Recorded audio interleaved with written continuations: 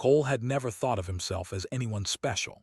He was 22 years old, a graduate student at Columbia University in New York City, and his life was as ordinary as anyone could imagine.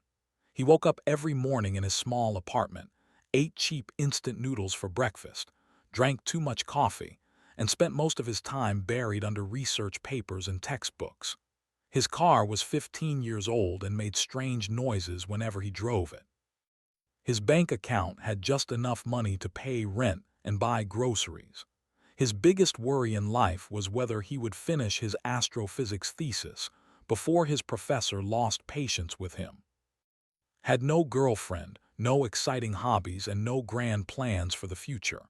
He figured he would graduate, maybe get a job at some research facility, and live a quiet life studying the stars from a distance. That was the extent of his ambition. He was comfortable being invisible, being just another face in the crowd, being nobody important. That all changed on a Tuesday afternoon in the middle of October. Was walking across the university campus, his backpack heavy with books, his mind focused on the equations he needed to solve for his thesis. The sky above was gray and cloudy, threatening rain, and he was thinking about whether he should stop for coffee before heading to the library. It was the most mundane moment of the most mundane day. Then the sky split open. There was no warning. One moment the clouds were dark and heavy with rain. The next moment they were torn apart by something massive descending from above. Stopped walking and looked up, his mouth falling open in shock. A ship was coming down through the atmosphere, a vessel so enormous that it blocked out the entire sky above Central Park. It was the size of a football stadium, maybe bigger, and its hull was made of metal that seemed to shift between silver and gold as it caught the light. The ship made no sound. It simply floated there, hovering above the city like something out of a dream or a nightmare. All around, people were screaming and running in every direction. Cars crashed into each other on the streets. Alarms blared from every building. The world was falling into chaos. But did not run. He stood there on the campus pathway, staring up at the impossible thing in the sky, and he felt something strange stirring in his chest. It was not fear. It was not excitement. It was something deeper, something he could not name, like a memory trying to surface from the depths of his mind. The ship looked familiar somehow, though he knew he had never seen anything like it in his life. A beam of light shot down from the vessel and struck the ground directly in front of him, raised his arm to shield his eyes from the blinding brightness. When he lowered it, the light had formed a perfect circle around his feet. He should have stepped out of it. He should have run like everyone else. But his legs would not move. His body felt frozen, locked in place by some invisible force. The light pulled him upward. Felt his feet leave the ground. The world below grew smaller and smaller as he rose toward the ship. Wind rushed past his face, and the screams of panicked people faded into silence. He passed through a circular opening in the hull and found himself standing inside a chamber that was larger than his entire apartment building. His heart was pounding so hard he could hear it in his ears. His hands were shaking. He expected to see weapons pointed at his face, alien creatures ready to experiment on him or kill him, or do whatever aliens did to humans in the movies. What he saw instead made no sense at all. There were aliens in the chamber, dozens of them, arranged in neat rows on either side of a central pathway. They were humanoid in shape but taller than any human, maybe 7 or 8 feet in height. Their skin shimmered like pearl, smooth and iridescent, and their eyes were deep and strange, filled with swirling colors that reminded of photographs of distant nebulae. Every single one of them was on their knees. Their heads were bowed low, almost touching the floor, and their arms were crossed over their chests in what looked like a gesture of deep respect or worship. They were not moving, not speaking, barely even breathing. The silence in the chamber was absolute. Stood there, frozen in confusion, his backpack still hanging from his shoulders, his coffee-stained hoodie completely out of place in this magnificent alien setting. A figure at the end of the pathway lifted her head. She was different from the others, taller and more imposing, dressed in armor that gleamed with golden light. Her face was beautiful in a way that was not quite human, with high cheekbones and eyes that seemed to hold the depth of entire galaxies. Tears were streaming down her face. She rose to her feet slowly, gracefully, and walked toward with measured steps. Each footfall echoed through the silent chamber. When she reached him, she stopped and looked at him for a long moment, her eyes searching his face as if she was looking for something specific. Then she spoke. "The bloodline returns." Her voice was soft but clear, resonating through the chamber like music. "After 3 generations, the heir has come home." Stared at her, his mind struggling to process what was happening. He wanted to speak, to ask questions, to demand explanations, but his voice would not work. All he could do was stand there and listen as the alien female dropped to one knee before him, her armored fist pressed against her heart. "I am High Commander Seraphine of the fleet," she said, "and I have spent 30 years searching for you, my lord. Your great-grandfather was the greatest conqueror our galaxy has ever known. His blood flows through your veins. His legacy is your birthright." She lifted her head and met his eyes. "You are not just a student, Cole. You are the heir to an empire that spans 2,000 star systems, and whether you believe it or not, you are the only hope we have left." Behind her, the dozens of kneeling aliens lifted their voices in unison, speaking words in a language did not understand, but somehow felt deep in his bones. He looked down at his trembling hands, at the coffee stain on his sleeve, at the worn straps of his backpack. Just this morning, he had been worried about his thesis. Now he was standing in an alien ship, being told he was the heir to a galactic empire. Cole, the unremarkable boy from Ohio who had never done anything important in his entire life, had just discovered that his blood carried the legacy of a conqueror. And nothing would ever be the same again. Sat in a chair that seemed to be made of solid light, his hands gripping the armrests so tightly that his knuckles had turned white. The room around him was elegant and strange, with walls that shifted colors slowly like a living sunset and furniture that floated slightly above the floor. Through a massive window, he could see the earth getting smaller and smaller as the ship carried him away from everything he had ever known. High Commander Seraphine sat across from him, her armor now replaced with flowing robes that sparkled with tiny points of light like captured stars.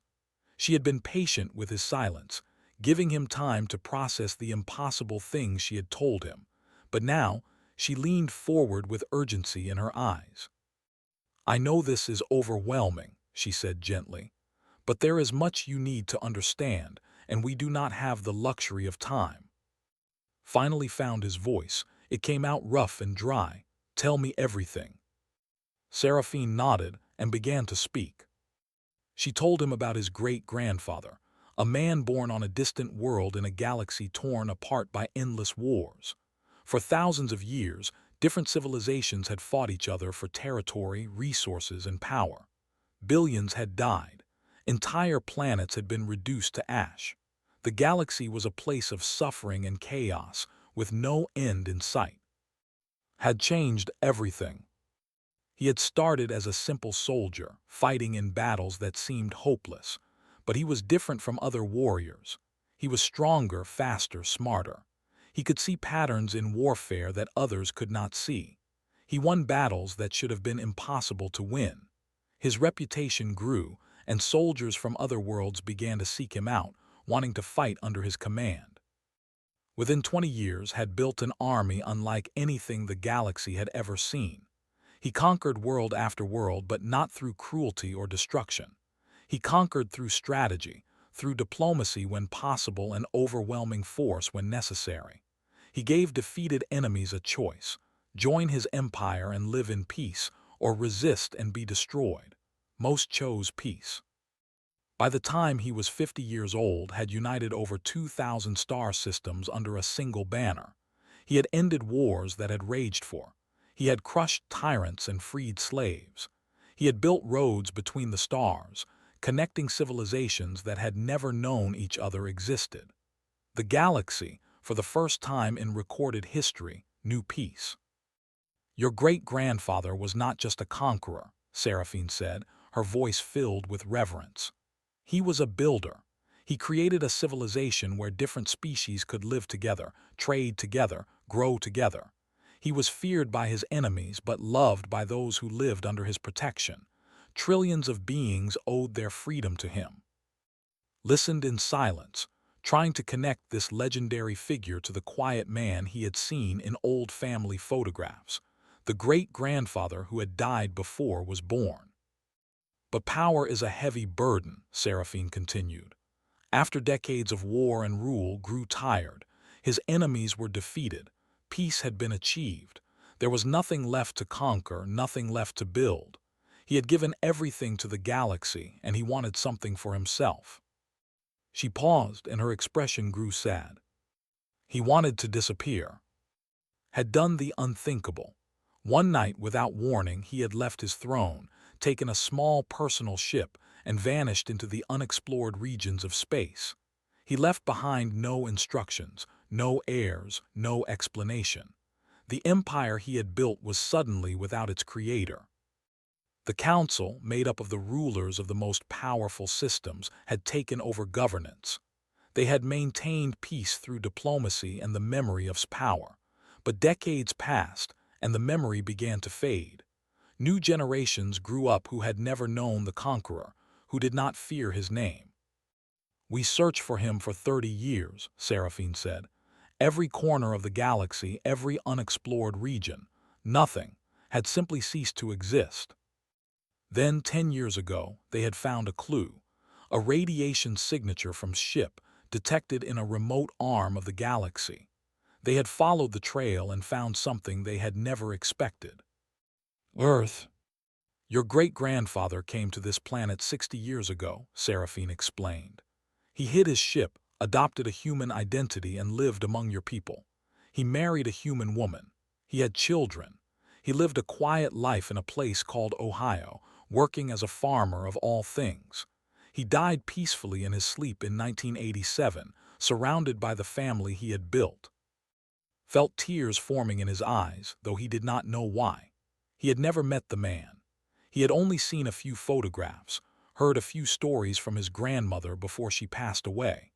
But learning that his great-grandfather had been this legendary figure, this conqueror who had chosen a simple life on Earth, stirred something deep inside him. "Why now?" he asked, his voice barely a whisper. "Why come for me after all this time?" Seraphine's expression darkened. The lights in the room seemed to dim in response to her mood. "Because the peace your great-grandfather built is crumbling." She told him about the dominion of a brutal empire that had risen in the outer territories of the galaxy.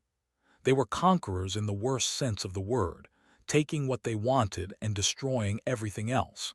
In the past decade, they had consumed over 200 star systems, enslaving populations and stripping planets of resources. The council had tried to respond, but they were fractured and afraid. Without on the throne, the alliance was weakening. Old rivalries were resurfacing. Systems that had been united for generations were now threatening to break away. The empire was on the verge of collapse. "The people need a symbol," Seraphine said, her voice firm with conviction. "They need to know that the bloodline of still exists, that the legacy continues. They need hope." She reached across the space between them and took his hand in hers. Her grip was warm and strong. "They need you, Cole." Looked at her, then at the window where Earth was now just a small blue dot among countless stars. He thought about his thesis, his apartment, his ordinary life. All of it seemed so small now, so meaningless. "I am not a conqueror," he said quietly. "I am not a leader. I am just a student who does not even know how to pay his bills on time." Seraphine smiled, and there was warmth in her expression despite the sadness in her eyes. "Your great-grandfather was once just a simple soldier who did not know his own potential. Greatness is not something you are born with. It is something you grow into." She squeezed his hand gently. "The blood flows through you. Whatever you believe about yourself, that truth cannot be changed. The only question now is what you will do with it." Look down at their joined hands, then back up at the stars streaming past the window. He did not know what to believe anymore. He did not know who he was supposed to be. But somewhere deep inside him, in a place he had never known existed, something ancient and powerful was beginning to wake up. And it was hungry for a purpose. The journey to the core worlds took 3 weeks, for those weeks felt like both an eternity and the blink of an eye. Every day brought new revelations, new challenges, and new reasons to question everything he thought he knew about himself. Seraphine had arranged for his education to begin immediately. Tutors came to his quarters at all hours, teaching him the history of the empire, the politics of the council, the cultures of 100 different species. He learned about trade routes and military strategies, about ancient alliances and bitter rivalries. His mind, trained by years of academic study, absorbed information faster than his teachers expected. But the lessons were not only for his mind. On the 3rd day of the journey, Seraphine took him to a medical facility deep within the ship. The room was filled with machines that hummed with strange energy, and doctors with gentle hands and serious faces. "Your great-grandfather enhanced his own genetics," Seraphine explained as the doctors prepared their equipment. "He made himself faster, stronger, smarter than any normal being. These enhancements were passed down through his bloodline, dormant but present in every generation." She placed a hand on his shoulder. "It is time to wake them up." The activation process was painful. Lay on a table while energy coursed through his body, rewriting his cells, unlocking potential that had been sleeping since his birth. He screamed until his voice gave out. He felt like he was being torn apart and rebuilt from the inside. When it was over, he was different. He could see better, hear better, think faster. His muscles responded with precision he had never known. When he sparred with the ship's combat trainers, he moved with a speed and grace that surprised everyone, including himself. Memories that were not his own began to surface in his dreams, flashes of battles and victories from a life he had never lived. The blood was awake. But not everyone was happy about his return. When the fleet finally arrived at Prime, the capital world of the old empire, stood at the observation deck and stared in wonder. The planet was beautiful beyond description, covered in gleaming cities that seemed to grow organically from the landscape. Thousands of ships filled the space around it, a constant flow of traffic between the surface and the stars. And above everything else, floating in orbit like a crown, was the Imperial Palace. It was a structure of impossible size, built from white stone and golden metal, with towers that reached toward the heavens and gardens that bloomed in the vacuum of space. "Your great-grandfather built that," Seraphine said, standing beside him.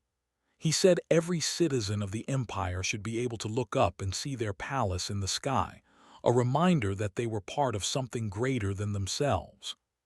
Swallowed hard, the weight of his inheritance had never felt heavier. He was escorted to the Great Hall for his presentation to the Council of 12. These were the rulers of the most powerful systems, the ones who had held the empire together since disappearance. They had agreed to meet the heir, but Seraphine had warned him that not all of them were pleased. The great hall was enormous, a chamber carved from living crystal that caught the light and scattered it into 1,000 rainbows.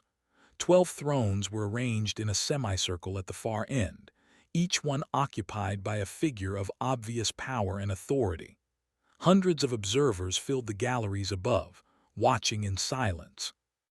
Walked down the central pathway, his footsteps echoing in the vast space. He was wearing formal robes that Seraphine had provided, but he still felt like a fraud, a boy playing dress-up in clothes that did not belong to him. The counselors studied him, with expressions ranging from curiosity to open hostility. One of them rose from his throne before could speak. He was massive, easily 8 feet tall, with skin the color of dried blood and eyes that burned like hot coals. His voice boomed through the chamber like thunder. "This is an insult." The words hit like a physical blow. The crowd in the galleries murmured in response. "I am Counselor of the Fortress Worlds," the red-skinned alien continued, stepping down from his throne. "My people have guarded the borders of this empire for 1,000 years. We have bled for the name. We have died for it." He stopped a few feet from, towering over him, his burning eyes filled with contempt. "And now you expect us to bow before this primitive creature, this child from a backwater world who knows nothing of war, nothing of rule, nothing of sacrifice." Seraphine stepped forward, her hand moving toward her weapon. "He carries the blood of, that is all that matters." "Blood means nothing without proof," spat. "Any fool can claim lineage. Any pretender can wear fine robes and speak pretty words. I say let him demonstrate that he is worthy of the name he carries." The hall fell silent. Every eye turned to, measuring him, judging him, waiting to see how he would respond. He should have been afraid. He should have backed down, admitted that he was not ready, asked for more time. That was what the old would have done, the unremarkable student who had spent his life avoiding attention. But something had changed in those 3 weeks of travel. The dormant power in his blood had awakened, and with it came something else: confidence, certainty, a sense of purpose that he had never known before. He stepped forward, closing the distance between himself and the towering counselor. "I did not ask for this," said, his voice steady despite his racing heart. "I did not seek your throne or your wars. I was happy in my ordinary life, studying the stars from a distance, dreaming small dreams." He paused and looked around the hall, meeting the eyes of every counselor in turn. "But I am here now. The blood flows through my veins, whether you accept it or not, and I will not be dismissed by those who have grown comfortable in their fear." His eyes narrowed. "You dare speak to me of fear, boy?" "I dare speak the truth," replied. "The dominion of is burning through your borders, and what have you done? You have sat on your thrones and argued with each other. You have let your fear divide you. You have forgotten what made this empire great." He stepped even closer too, tilting his head back to meet the giant's burning gaze. "You want proof that I am worthy? Then give me a challenge. Give me a battle. Give me anything you believe I cannot overcome, and I will show you what the blood of is worth." The silence that followed was deafening. Stared down at him, his expression unreadable. The other counselors exchanged glances, whispering to each other. Then smiled. It was not a friendly smile. It was the smile of a predator who had just spotted prey. "Very well, pretender," he said softly. "Let us see what you are made of." Did not flinch. He did not look away. He simply stood there, a student from Earth facing down giants, and waited to learn what fate had in store for him. The trial was coming, and one way or another it would change everything. The challenge was announced the next morning. Would lead a small force against a raiding party that had been terrorizing the border colonies for months.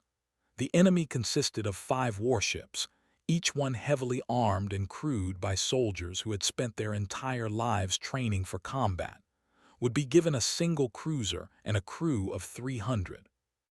The odds were impossible, everyone knew it. Seraphine came to his quarters that night, her face pale with worry. "This is madness," she said, packing back and forth across the room. "Has set you up to fail. He wants you dead or disgraced. He has opposed the return of an heir from the beginning." Sat by the window, watching the lights of the imperial palace in the distance. He had spent the afternoon studying everything he could find about tactics, their weapons, their weaknesses. His enhanced mind processed information faster than before, but the task still felt overwhelming. "If I refuse the challenge, they will never respect me," he said quietly. "They will always see me as a pretender, a coward hiding behind the protection of others." If you accept and fail, you will be dead, Seraphine countered. What good is respect to a corpse? Turned to look at her. My great-grandfather faced impossible odds. He won battles that everyone said could not be won. If his blood truly flows through me, then I have to believe I can do the same. Seraphine stopped packing. Her expression softened, and she walked over to kneel beside his chair. Trained for decades before he led armies, she said gently. You have had 3 weeks. It is not the same thing. No, agreed. It is not, but it is what I have. He placed his hand over hers. I need to do this, Seraphine, not just to prove myself to the council, but to prove myself to myself. I have spent my entire life being ordinary, being invisible, being afraid to reach for anything greater. This is my chance to find out who I really am. Seraphine looked at him for a long moment. Then she nodded slowly and rose to her feet. Then I will prepare the Resolute for launch, she said, and I will pray to every god I know that you return alive. The Resolute was a sleek warship, small compared to the massive vessels of the fleet but fast and maneuverable. Its crew of 300 had been assembled from volunteers, though suspected that many of them had been ordered to volunteer. When he came aboard, he could see the doubt in their eyes. They were following a human, an outsider, a boy who had never commanded so much as a fishing boat. Did not blame them for their skepticism, he shared it. The journey to the border took 5 days. During that time did something unexpected. Instead of hiding in his quarters and studying tactical manuals, he walked the ship. He visited every section, spoke with every crew member, learned their names and their stories. He listened more than he talked. The crew was surprised at first, then curious, then gradually warming to him. He was not what they had expected. He did not act like a lord or a conqueror. He acted like someone who genuinely cared about the people he was leading. By the time they reached the border, something had shifted. The crew still doubted that they could win the coming battle, but they had started to believe in their commander.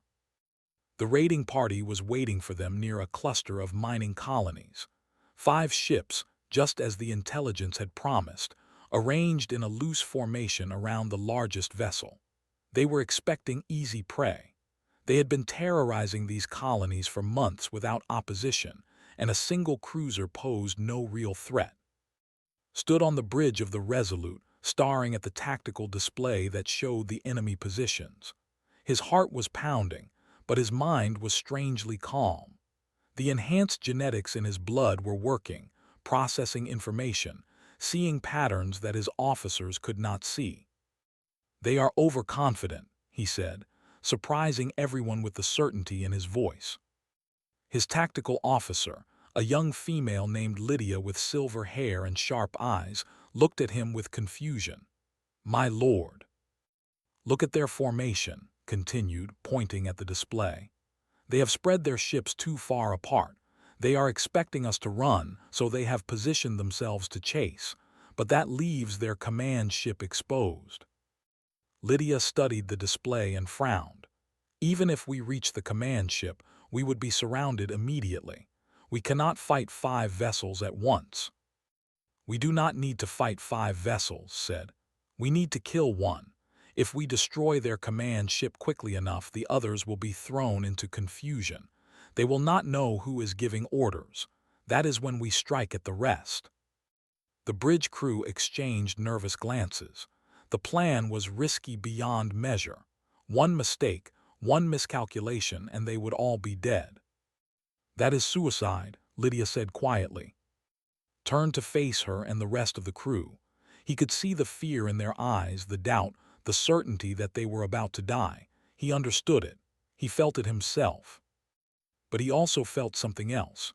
A fire burning in his chest, a voice whispering in his blood, the echo of a conqueror who had faced impossible odds and won. No, he said, and his voice carried the weight of absolute conviction. That is victory. Follow my orders exactly, and I will bring us all home alive. He did not know if he could keep that promise, but he spoke it like truth, and somehow, impossibly, the crew believed him. The Resolute surged forward. What followed was the most intense 20 minutes of his life. He commanded the ship like it was an extension of his own body, calling out orders faster than thought, adjusting tactics in real time as the battle unfolded.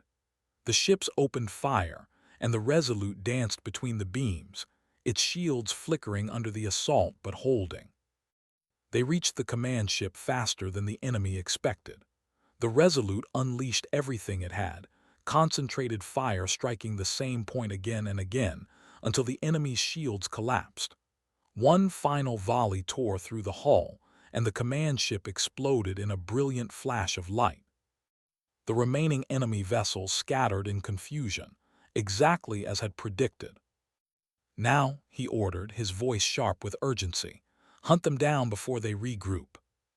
The Resolute pursued the confused enemy ships, destroying two more before the survivors fled into hyperspace. When the battle was over, the mining colonies were safe, and 3 warships had been reduced to debris. Stood on the bridge, his hands gripping the command console, his body trembling with exhaustion. He had done it. Against all odds, against every expectation, he had won. Behind him, Lydia and the rest of the crew had risen to their feet. Their expressions had changed completely. The doubt was gone, replaced by something else entirely. They were looking at him with awe. One by one, they raised their fists to their chests in the traditional salute. The gesture spread across the bridge, then to the rest of the ship as word of the victory spread.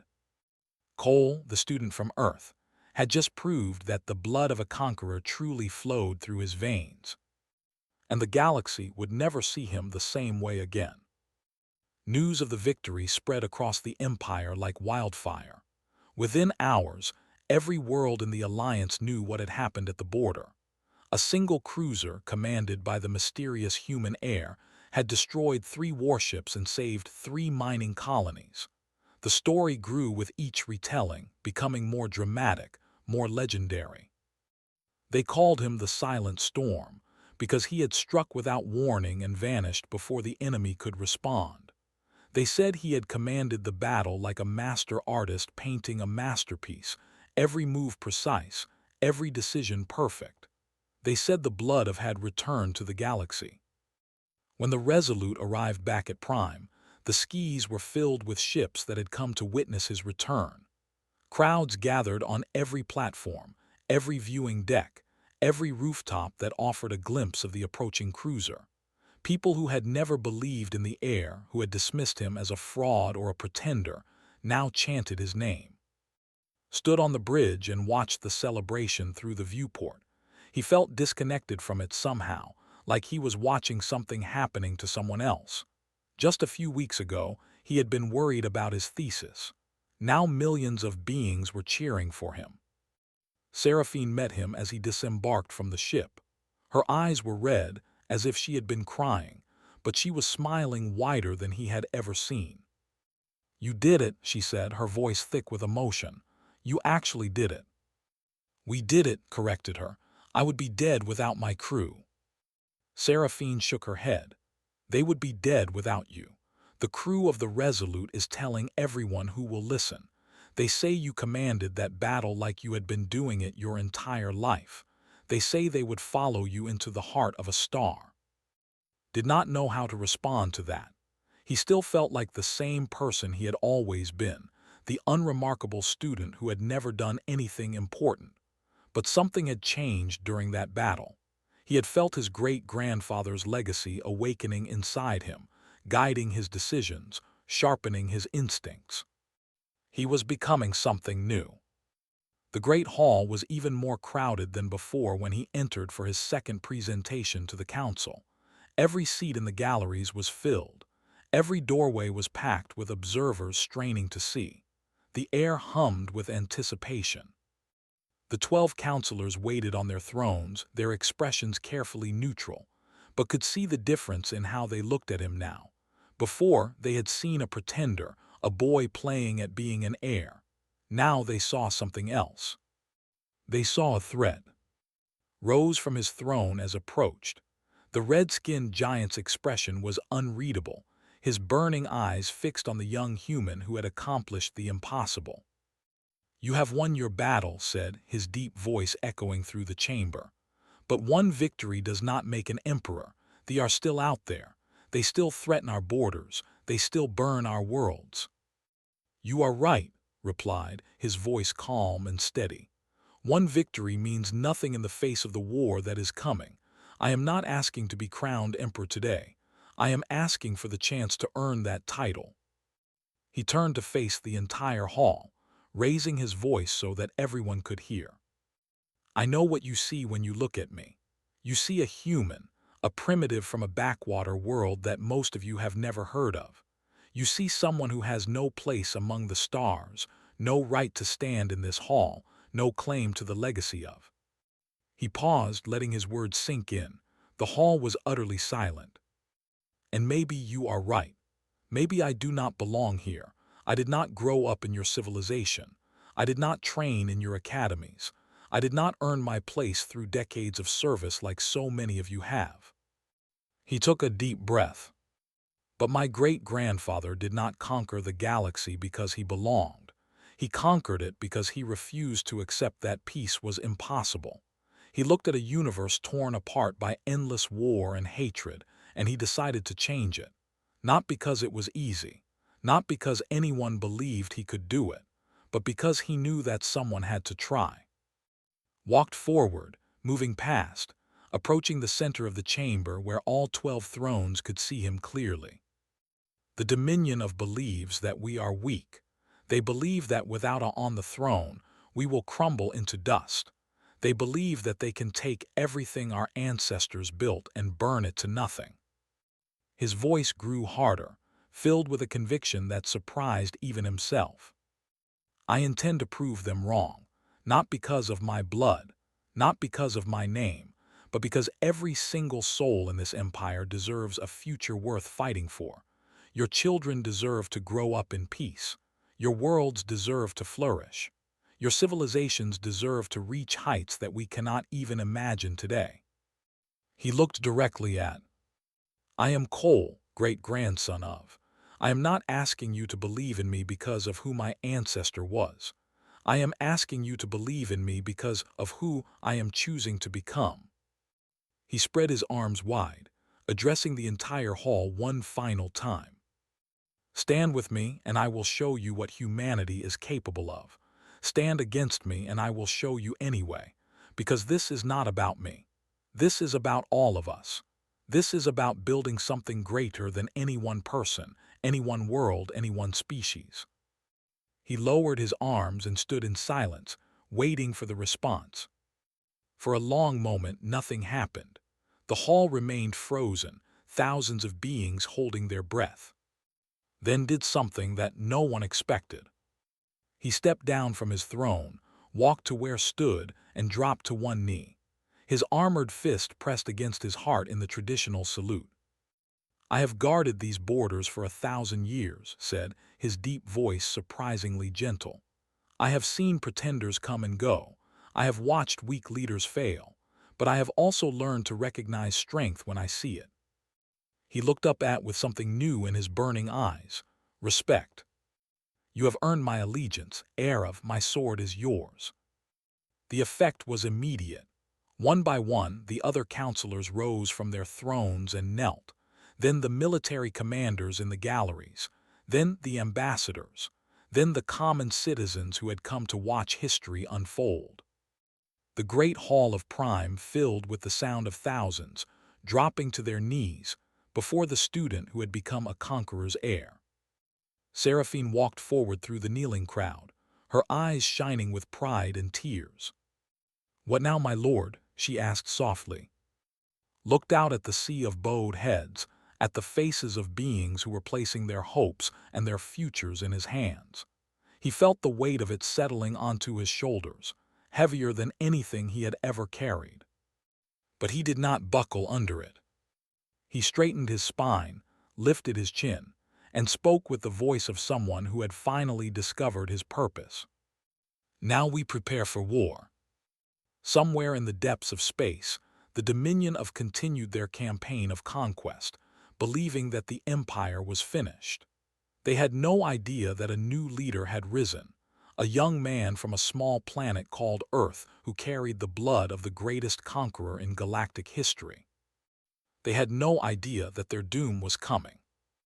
And when Cole finally turned his attention toward them, they would learn exactly what it meant to face the heir of. The galaxy would never be the same again.